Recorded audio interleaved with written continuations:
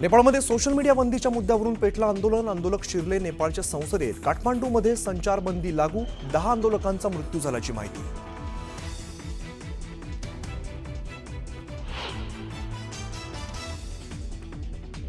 नेपाळमधील अराजकतेच्या पार्श्वभूमीवर भारत नेपाळ सीमेवरती गस्त वाढवण्याचे निर्देश. एसएसबी कडून सीमेवरची सुरक्षा अधिक कडक. अतिरिक्त फौज आणि सर्व्हेलन्सची व्यवस्था.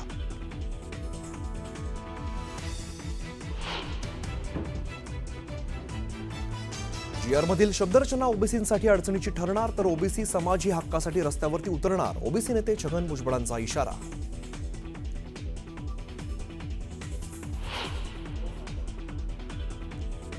अंतर्वालीत दाखल होताच मनोज जरांगेंवरती गुलालाची उधळण करत जंगी स्वागत. शेवटी मराठ्यांनी विजय मिळवलाच असं म्हणत जरांगेंनी मानले मराठ्यांचे आभार.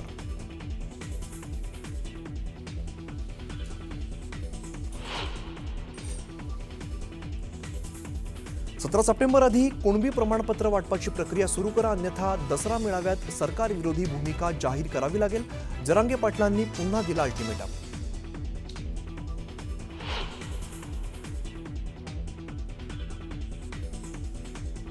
नोंदणीच्या आधारे प्रमाणपत्र देण्यास सुरुवात करा, सरकारने कुठलाही बदल करू नये. जरांगेंची सरकारकडे मागणी. तर योग्य नोंदी मिळाल्यावरच दाखले मिळणार, अधिकाऱ्यांवरती दबाव टाकणं योग्य नाही. बावनकुळेंचं जरांगेंना प्रत्युत्तर.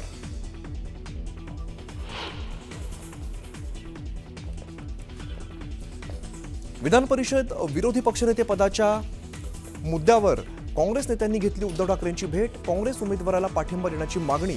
त्यानंतर सभापती राम शिंदेंचीही घेतली काँग्रेस नेत्यांनी भेट.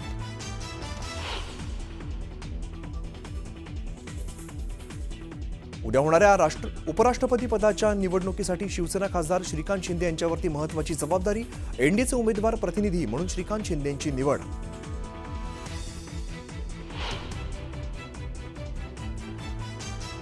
मुहूर्त न करता उपराष्ट्रपती पदाची निवडणूक, तर पितृपक्षात निवडणूक घेणारा भाजप सेक्युलर पक्ष. उपराष्ट्रपती पदाच्या निवडणुकीवरून संजय राऊतांची टोलेबाजी.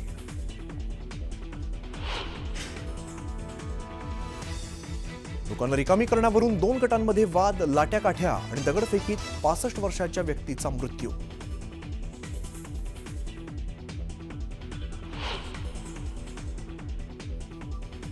गुजरातच्या कच्छला पुराचा फटका. कच्छच्या रणात दोरडो सफेद रणमधील वॉच टॉवरपर्यंत पोहोचलं पुराचं पाणी.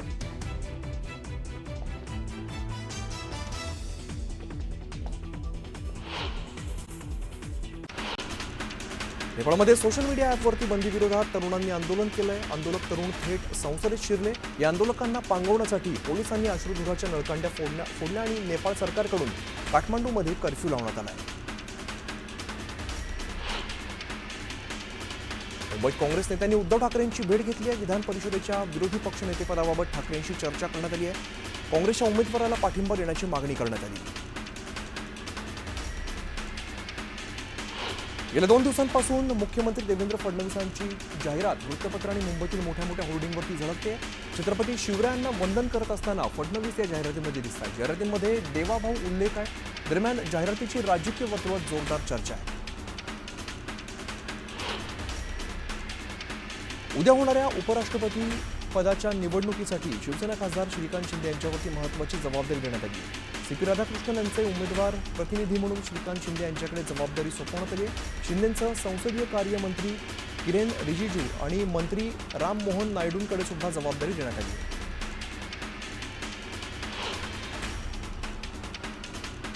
बीडच्या परळीत पोलीस स्थानकासमोर वाल्मिक कराडचा फोटो असलेला बॅनर लावण्यात आलेला आहे. दोन्ही पोलीस ठाण्यासमोर वाल्मिक कराडचे बॅनर झळकतात आणि त्यामुळे खळबळ उडालेली आहे.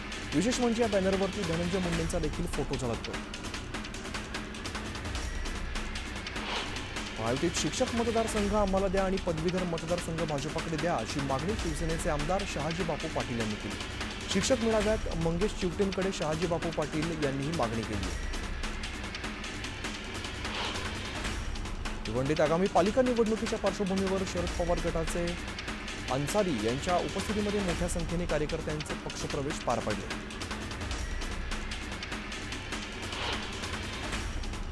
रिपब्लिकन सेनेचे अध्यक्ष अनंतराज आंबेडकर यांनी अमरावतीत कार्यकर्ता आणि पदाधिकारी मेळावा घेतलाय. आगामी निवडणुकीच्या पार्श्वभूमीवरती त्यांनी कार्यकर्त्यांशी संवाद साधला.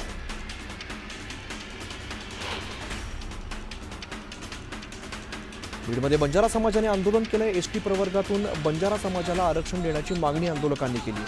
मागणी मान्य न केल्यास आमदार आणि खासदारांना घेराव घालण्याचा इशाराही दिला। वाशिम जिल्ह्यात लंपी आजाराचा प्रादुर्भाव वाढलाय, त्यामुळे जनावरांच्या बाजारावरती याचा मोठ्या प्रमाणात परिणाम झाला। जनावरांच्या खरेदी विक्रीसाठीचे बाजार पुढील आदेशापर्यंत बंद ठेवण्याचे आदेश जिल्हाधिकाऱ्यांनी दिले।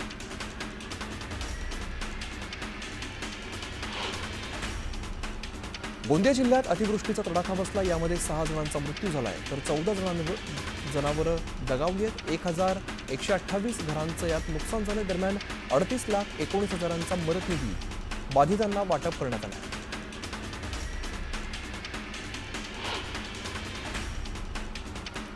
नागपूरमध्ये घरातील नोकराने 21 दागिने लंपास केलेले आहेत। नोकराला पश्चिम बंगालमधून अटक करण्यात आली आहे। त्याच्याकडून 18 लाखांचा मुद्देमाल जप्त करण्यात आला।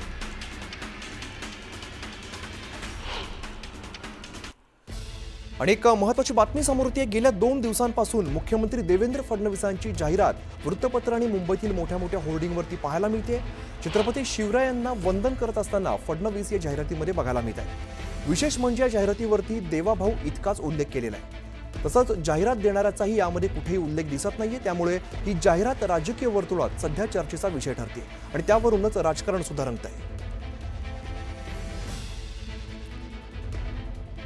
राहुल जोरे आमचे प्रतिनिधी या संदर्भातली अधिकची माहिती आपल्याला देतात। राहुल, खरं तर सगळीकडे होर्डिंग्स असेल किंवा अगदी वृत्तपत्रात ही जाहिरात बघायला मिळते, तसा नावाचा बाकी कुठलाही उल्लेख दिसत नाहीये। काय नेमकी चर्चा सुरू आहे सगळ्या संदर्भात? अगदी खरी तर महायुतीचं सरकार असताना मुख्यमंत्री म्हणून देवेंद्र फडणवीस यांच्या बाबतीत ही निनावी जाहिरात सध्या राजकीय वर्तुळात महत्वाचा आणि तितकाच चर्चेचा विषय ठरतोय। एकंदरीत बघितलं तर मागच्या 9 महिन्यांपासून महायुती सरकार अस्तित्वात आलं आणि या सगळ्या पार्श्वभूमीवर एकंदरीत जाहिरात फक्त मुंबई किंवा आजूबाजूच नाही तर संपूर्ण राज्यभरातल्या अनेक ठिकाणी मोक्याच्या जागी फक्त शिवछत्रपतींना वंदन करणारे देवेंद्र फडणवीस इतकाच उल्लेख त्यावर आहे आणि त्याच्यातही फक्त एकच शब्द अर्थात देवाभाऊ। शिवछत्रपतींची एकीकडे मूर्ती तर दुसऱ्या बाजूला वंदन करणारे मुख्यमंत्री देवेंद्र फडणवीस याचाच अर्थ कुठे ना कुठे शासन आणि प्रशासनामध्ये यासोबतच काही दिवसांपासून सुरू असणाऱ्या आंदोलनाच्या भूमिका असतील। यावेळी दोन्ही उपमुख्यमंत्र्यांचं अनुपस्थिती जी आहे ती तीव्रतेनं जाणवली होती। मराठा आंदोलन जे 8-10 दिवस मुंबईत सगळं वातावरण चांगलं होतं, गणेशोत्सवाचा काळ होता, त्यावेळी देखील मुख्यमंत्री एकाकी यावेळी होते। सर्वाधिक टीकेचे धनी ते सर्वाधिक सगळीकडे बॅनर्स आणि फ्लेगबाजी, खास करून निनावी हे सगळे बॅनर जे असल्या कारणानं ही जाहिरात नेमकं कोणी दिली, या जाहिराती मागचा राजकीय अर्थ काय, यासोबतच महायुती म्हणून एकमेव फक्त देवाभाऊ म्हणजेच देवेंद्र फडणवीस मुख्य म्हणूनच एकच ठिकाणी हे दिसत आहेत। त्यामुळं इतर जे मित्रपक्ष आहेत, एकीकडे शिवसेना चे उपमुख्यमंत्री एकनाथ शिंदे, दुसऱ्या बाजूला राष्ट्रवादीचे उपमुख्यमंत्री अजित पवार, या सगळ्यामध्ये ते दोघं कुठेही दिसत नाहीयेत। महायुती सरकार हे सर्वात मोठा भाऊ म्हणून भाजपकडे पाहिलं जातं आणि अशा पद्धतीची जाहिरातबाजी किंवा सगळीकडे बॅनर्स बघितले, फ्लेक्स बघितले, फक्त मुंबईतच नाही तर नागपूर, कोल्हापूर, पुणे, नाशिक या सगळ्या महत्वाच्या ठिकाणी, खास करून स्थानिक स्वराज्य संस्थांच्या पार्श्वभूमीवर राज्यभरातल्या अनेक मोक्याच्या ठिकाणी हे सगळे बॅनर एकसकट दिसत आहेत। याचं अर्थकारण बघितलं, यासोबतच निनावी जाहिरात दिल्यानंतर याचं दोन्ही गोष्टी अर्थकारण त्यामुळे चर्चा सुद्धा तितकीच रंगलेली राहुल आपल्याला बघायला मिळते। धन्यवाद या सगळ्या सविस्तर माहितीसाठी। आणि आता घेऊया बातम्यांचा वेगवान आढावा। मुझफ्फरपूर शहरातील मुस्लिम बांधवांच्या वतीने ईद ए मिलाद निमित्ताने जुलूसाचं आयोजन करण्यात आलेलं होतं। यावेळेला हिंदू मुस्लिम बांधवांनी एकमेकांची गळाभेट घेत एकमेकांना ईद ए मिलादच्या शुभेच्छा दिल्या। शेताकडे जाण्यासाठी पूल नसल्यामुळे पोहून नदी ओलांडत असलेल्या एका तरुणाला पाण्याचा अंदाज न आल्यामुळे त्याचा बुडून मृत्यू झाला। यावेळेला संतप्त झालेल्या गावकऱ्यांनी थेट जिल्हाधिकारी कार्यालयावरती मृतदेह आणून ठेवला, तर गावासाठी पूल बनवण्याची मागणी सुद्धा केली। अहिल्यानगर मनमाड महामार्गाच्या दुरावस्थे विरोधात दशक्रिया मोर्चा पार पडलेला आहे। महामार्गावरती मागील 8 दिवसात 3घांचे बळी गेलेत। या प्रकरणी मृतांच्या कुटुंबियांना न्याय मिळावा आणि ठेकेदारावरती गुन्हा दाखल करावा या मागणीसाठी दशक्रिया मोर्चा काढण्यात आला। पारोळा तालुक्यातील मोंढाळे गावात अवैध धंदे आणि गावठी दारू विक्री मोठ्या प्रमाणात सुरू असल्याच्या तक्रारीमुळे गावकऱ्यांमध्ये संतापाची लाट उसळली। त्यामुळे संतप्त ग्रामस्थांनी ग्रामपंचायतीवरती धडक मोर्चा काढत निषेध नोंदवला।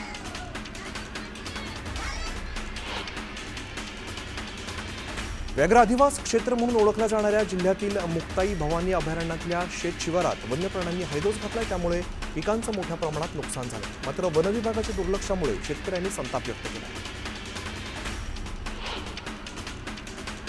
मोहम्मद पैगंबर यांच्या जयंतीनिमित्ताने सोलापूर शहरातून जल्लोषात मिरवणूक काढण्यात आली. यावेळेला तरुणांनी गाण्यांच्या तालावरती ठेका धरला, तर ठिकठिकाणी मोफत मिठाई आणि सरबताचं वाटप करण्यात आलं.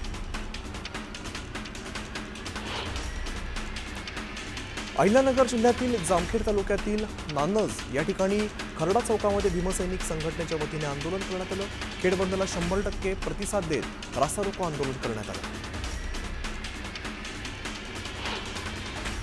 कसारा पोलीस स्थानकाच्या हद्दीत येणाऱ्या पाटोल या ठिकाणी एका शेतकऱ्याच्या दुभत्या म्हशीला विद्युत तारेचा शॉक लागल्यामुळे मृत्यू झाला. त्यामुळे शेतकरी आर्थिक संकटात सापडला. मात्र महावितरणचं दुर्लक्ष होत असल्यामुळे शेतकऱ्यांनी संताप व्यक्त केला. मालेगावातील गिरणा धरण अखेर 100% भरले. मालेगाव, नांदगावसह जळगाव जिल्ह्यातील अनेक गावांचा पाण्याचा प्रश्नासोबत सिंचनाची 2 वर्षांची चिंता आता मिटली. त्यामुळे नागरिकांसह शेतकऱ्यांनाही दिलासा मिळाला. चंद्रपूर जिल्ह्यातील कोरपना या ठिकाणी उपविभागीय अधिकारी कार्यालय स्थापन करण्याच्या दृष्टीने महत्त्वाचं पाऊल उचलण्यात आलं. कोरपना आणि जिवती तालुक्यातील तहसीलदारांनी शासनाकडे सकारात्मक अहवाल सादर केला.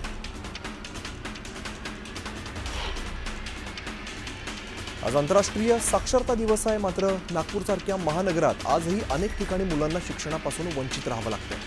शहरातील फुटपाथवरती अशीच एक शाळा भरते आणि शिक्षणापासून वंचित असलेल्या मुलांना शिक्षण देण्याचा, त्यांचं भविष्य उज्ज्वल करण्याचा उपाय ही संस्था प्रयत्न करते.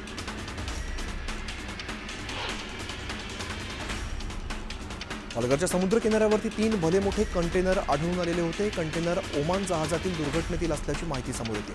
ओमान जहाजावरील 350 पैकी 302 कंटेनर शोधण्यात यश आलं असून बेपत्ता असलेल्या 48 कंटेनरपैकी 25 कंटेनर गुजरातमध्ये तर 3 पालघरच्या समुद्रकिनारी आल्याची माहिती पोलिसांनी दिली.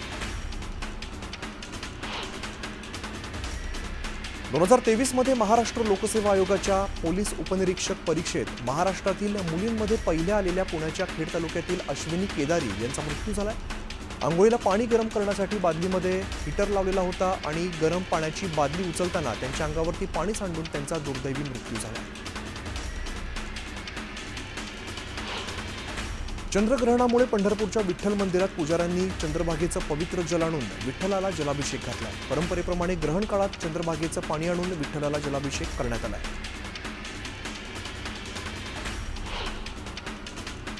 17 सप्टेंबर आधी कुणबी प्रमाणपत्र वाटपाची प्रक्रिया सुरू करा, अन्यथा दसरा मेळाव्यात सरकार विरोधी भूमिका जाहीर करावी लागेल, असा अल्टिमेटम पुन्हा एकदा जरांगे पाटलांनी दिला. हैदराबाद गॅझेटवरून नोंदी द्यायला सुरुवात करा, अन्यथा मोठा निर्णय घ्यावा लागेल, असा इशारा दिला. बावनकुळेंनी जरांगे पाटलांवरती हल्लाबोल केला. योग्य नोंदी मिळाल्यानंतरच दाखले मिळणार, त्यामुळे अधिकाऱ्यांवरती दबाव टाकणं योग्य नाही, असा इशारा दिला.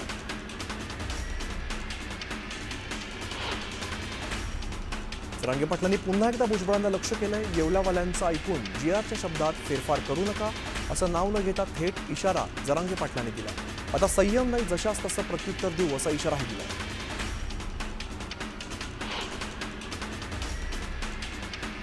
सरकार ओबीसींवरती अन्याय होऊ देणार नाही, त्यांच्या ताटातलं काढून कोणालाही देणार नाही, अशी ग्वाही बावनकुळे यांनी ओबीसी समाजाला दिली.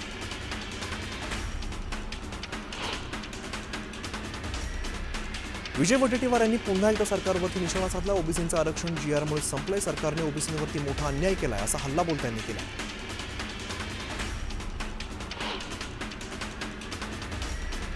अंतरवाली सराटीत दाखल होताच जरांगे पाटलांवरती मराठा समाजाने गुलालाची उधळण करत जंगी स्वागत केलं. शेवटी मराठ्यांनी विजय मिळवलाच, असं म्हणत जरांगे पाटलांनी मराठ्यांचे आभार मानले.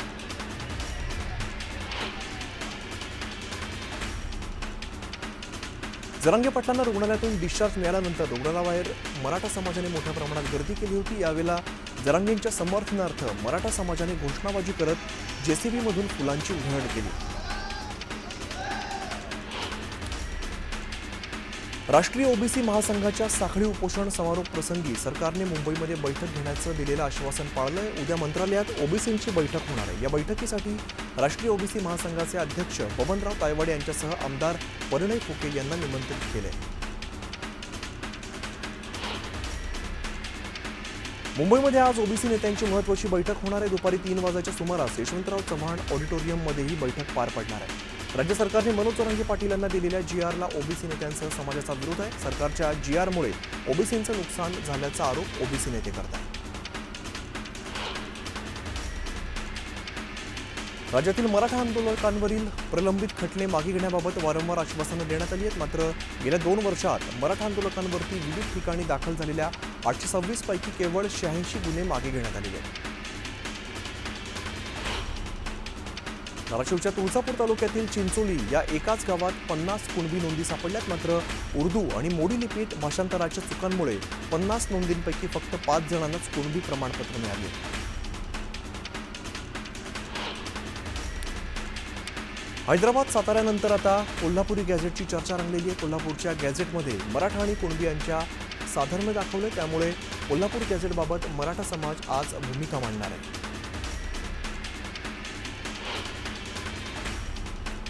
मराठा समाजाला हैदराबाद गॅझेट लागू केल्यानंतर आता बंजारा समाजही आरक्षणासाठी मैदानात उतरला आहे. आम्हाला देखील हैदराबाद गॅझेट लागू करावा अशी मागणी करत जिंतूर समाज बांधवांच्या वतीने उपोषणाला सुरुवात केली.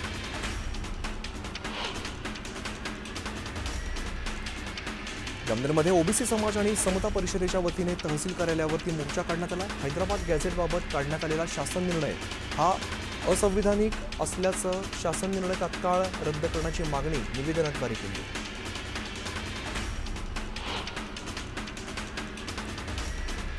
नागपूरच्या एम्प्रेस मिल परिसरातील मारवाडी चाळ परिसरात 130 वर्ष जुनी असलेली भिंत कोसळली, त्यामुळे पार्किंगमधील 4 ते 5 वाहनांचे नुकसान झाले. तर भिंत कोसळण्याचा काही क्षण आधीच तिकडून एक दुचाकीस्वार गेला, तो थोडक्यात बचावला. मुंबईतील बोरिवली इथल्या गोराई समुद्र किनाऱ्यावरती भरतीच्या वेळेला एक मिनी व्हॅन अडकलेली होती. भरती आल्यामुळे लाटा खूप वेगाने उसळत होत्या, त्यामुळे व्हॅन बाहेर काढणं अशक्य होतं. यावेळेला व्हॅनमधील नागरिकांना सुरक्षितपणे बाहेर काढण्यात आलं.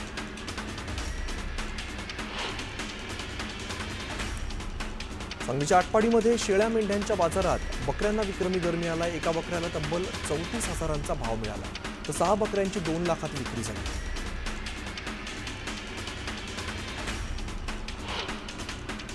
भिवंडीतील लाखिवली गावात चक्क टिट्या या नावाच्या रेड्याचा वाढदिवस साजरा करण्यात आलेला आहे. 4थ्या वाढदिवसानिमित्ताने केक कापल्यानंतर जोरदार फटाक्यांची आतषबाजी करण्यात आली.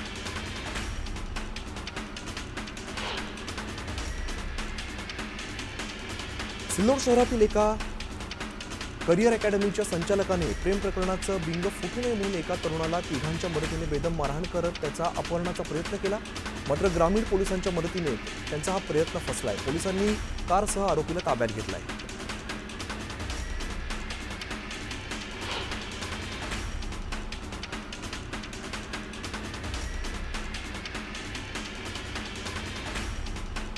गंगापूर वैजापूर महामार्गावरती वरखेड पाटी या ठिकाणी भरधाव कारने दुचाकीला धडक दिली. या भीषण अपघातात दुचाकीवरील एकाच कुटुंबातील तिघांचा मृत्यू झालाय. पती पत्नीसह 1 वर्षाच्या मुलाचा दुर्दैवी अंत झाला.